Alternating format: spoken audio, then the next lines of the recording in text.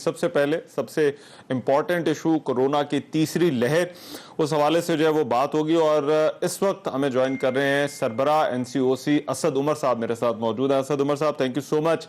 पहले तो जो आज की जो सबसे अहम और बड़ी खबर थी, वजीर आज़म इमरान खान कोरोना वायरस का शिकार हो गए, उनकी सेहत के लिए हम दुआ गो हैं।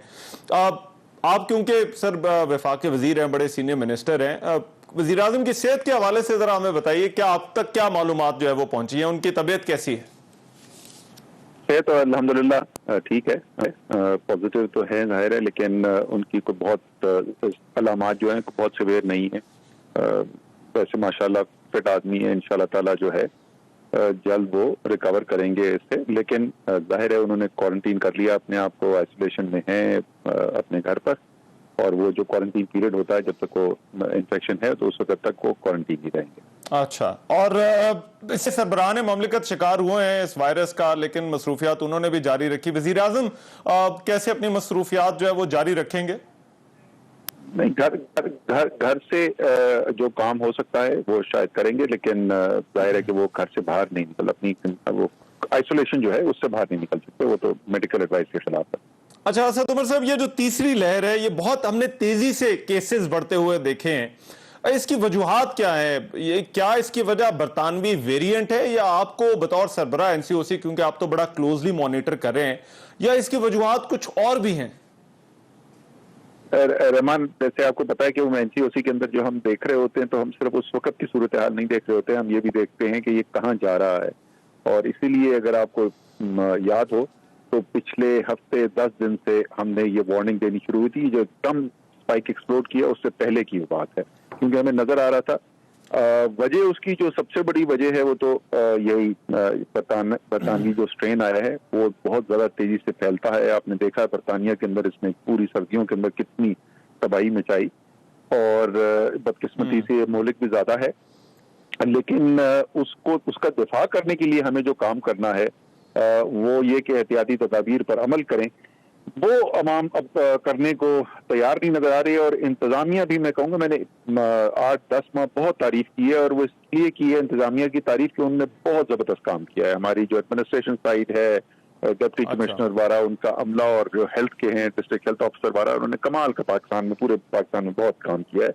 लेकिन इस वक्त जो मुझे इंतजामिया जो है वो लगता है कि क्योंकि जरा सी रेजिस्टेंस आ रही है, लोग इस दफा जहनी तौर पर तैयार नहीं है, तो वो इम्प्लीमेंटेशन का जो काम है, एनफोर्समेंट का काम है, वो भी कमजोर चल रहा है। और आज सुबह की एनसीओसी मीटिंग के अंदर भी इसका नोटिस लिया गया था। मैंने एक स्पेशल ऑडिट करवाया था, और उस ऑडिट से भी कंफर्म हुआ कि कंप्लायंस बहुत लो है। तो वो एक खतरनाक स्ट्रेन, और उसके ऊपर फिर हिफाजती तदाबीर का ना होना, वो जिसको कहते हैं ना मोलोटोव कॉकटेल वाली सूरत हाल है। अच्छा सर, अब ये पीर को आपका एक और अहम इजलास है, क्या ये जो अभी मैयज लिए गए हैं, क्या इक़दामात मजीद सख्त भी हो सकते हैं, इससे भी ज्यादा सख्त हो सकते हैं? जी, हमने सूबों से भी मशवरा मांगा है, क्योंकि ग्राउंड पे सूरत हाल का एक्सेस वो फेस करते हैं, और जो इन्फोर्समेंट होनी है, जो फैसला होना है, उसकी अमल दरामद भी उन्होंने कराना है। इसलिए जरूरी है कि वो उस मुशावरत में शामिल हो। लेकिन जो सूरत हाल है उसमें तकरीबन यकीनी है कि पाबंदियां जो हैं जरा ज्यादा सख्त की जाएंगी। कौन सी पाबंदी होगी वो अभी ज़ाहिर में नहीं कह सकता, वो तो जिस वक्त सब साथ बैठेंगे और मुशावरत होगी उसके बाद फैसला होगा।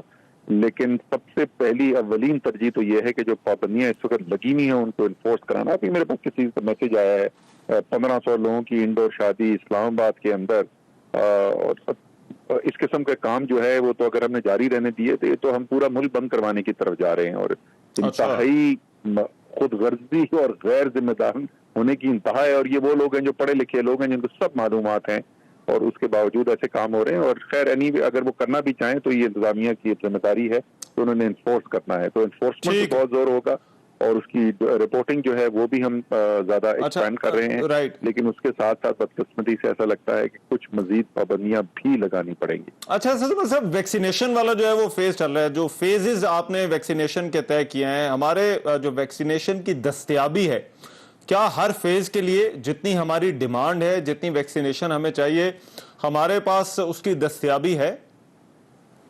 जी, हमारी जो ویکسینیشن ڈرائیو تھی. وہ ایسے ہی ہوتا ہے جب بڑا کام شروع کرتے ہیں, شروع میں جب SOP انفورسمنٹ بھی شروع کی تھی تو یہی ہوا تھا.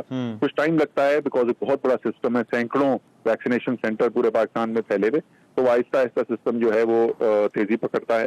شروع کے اندر دن کے اندر 4-5 ہزار ویکسینیشن ہو رہی تھیں, اب 30 سے 40 ہزار ہو رہی ہیں.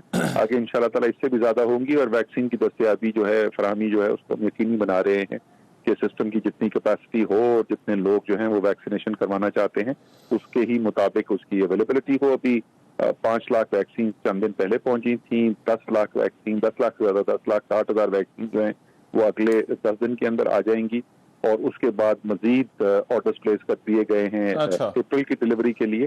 انفیکٹ مئی کی ڈلیوری کے لیے بھی آرڈر اس وقت پلیس ہو چکے ہیں, اور جو ہم کوشش کر رہے ہیں وہ مئی والے آرڈر جو ہے وہ اپریل میں ہی آ جائے, کم سے کم اپریل کے دوسرے ہاف میں آ جائے. تو وہ انشاءاللہ تعالیٰ جو فراہمی ہے ویکسین کی اس کو یقینی بنایا جائے. اچھا, مگر سر یہ جو ویکسین ابھی لگائی جا رہی ہے تو چائنیز ویکسین ہے, تو یہ چائنیز ویکسین ہی آنے والے دنوں میں بھی جو ہے وہ دستیاب ہوگی, یا کوئی اور جو ہے وہ دیگر ویکسین جو اویلیبل ہیں ان کی طرف بھی جو ہے وہ دیکھا جا رہا ہے, یا وہ بھی جو ہے وہ لائی جا سکتی ہیں؟ ہماری اس وقت جو پروکیورمنٹ ہو رہی ہے جی وہ چائنیز ویکسین ہے. 2 مختلف ٹائپ کی ویکسینز ہیں, ایک تو سائنو فارم ہے, دوسری کنسائنو جس کے ٹرائلز بھی پاکستان میں ہوئے تھے. تو وہ دونوں اس وقت پروکیور کی جا رہی ہیں. پرائیویٹ سیکٹر جو ہے انہوں نے اسپٹنک کی بھی 50,000 شاید ویکسینز ہیں, 50 یا 60,000 جو انہوں نے اسپٹنک کی منگائی ہیں. لیکن جو سرکاری طور پہ جو آرڈرز پیش ہوئے ہیں وہ چائنیز ویکسین کے ہوئے ہیں. اس کے علاوہ جو گاوی کے ذریعے ویکسین آنی تھی وہ ایسٹرازینیکا ہے, لیکن ایسٹرازینیکا کی جو ویکسین گاوی کے ذریعے آنی تھی اس کے اندر تاخیر ہوئی ہے, اور وہ صرف پاکستان نہیں تمام دنیا میں. آج صبح BBC کی رپورٹ چل رہی تھی, وہ گاوی کی ابھی تک انڈیا نے پورے ایشین کنٹریز کی, صرف پاکستان نہیں سارے پاکستان ایشین کنٹریز کی جو ڈلیوری تھی اس کی اپروول نہیں دی ہے. تو جب بھی وہ گاوی کی اپروول آتی ہے تو وہ پھر ایک مختلف قسم کی ویکسین ہوگی, مختلف سورس کی ویکسین ہوگی جو آئے گی, لیکن ابھی تک جو وہ چائنیز ہیں. اچھا, اور سر بہت سارے ممالک, آخری سوال ہے, اجازت دے رہے ہیں پرائیویٹ طور پر بھی جو ہے وہ ویکسینیشن کی, تو ہمارے ہاں بھی NCOC دیکھ رہی ہے اس سچویشن پر, غور کری ہے کہ آنے والے دنوں میں جو ہے وہ پرائیویٹ طور پر بھی جو ہے وہ ویکسینیشن لگوانے کی اجازت دی جا سکتی ہے؟ ہم نے تو یہ بہت پہلے یہ فیصلہ کر لیا تھا کہ ظاہر ہے مرحلہ وار ہوتی ہے حکومت جو فراہم کرتی ہے. دنیا میں ایون امریکہ کے اندر بھی جو ہے وہ مرحلہ وار ہو رہی ہے اور کئی مہینوں میں جا کے مکمل ہوگی, اور حکومت نے یہ فیصلہ کیا, وفاقی حکومت نے, کہ ہر پاکستانی کے لیے وہ مفت کے اندر ویکسین لگوا دیں گے. لیکن اس کے ساتھ ساتھ اگر کوئی صوبہ منگانا چاہتا ہے تو ان کو بھی ہم نے اجازت دے رکھی ہے. جو بھی صوبہ اگر اپنے شہریوں کے لیے لانا چاہتا ہے ویکسین اس کی تو اجازت ہو, اور پرائیویٹ سیکٹر کی بھی ہم نے اسی لیے دے دی تھی کہ جو مخیر حضرات ہیں نہیں انتظار کرنا چاہتے, وہ جلدی لگوانا چاہتے ہیں, تو بے شک ان کے پاس یہ آپشن ہونا چاہیے. 2 مختلف سورسز سے پرائیویٹ سیکٹر کی ویکسین آ گئی ہے. اس میں سے ڈریپ کی کمیٹی نے اس کی پرائسنگ کا کوئی فیصلہ کرنا ہوتا ہے.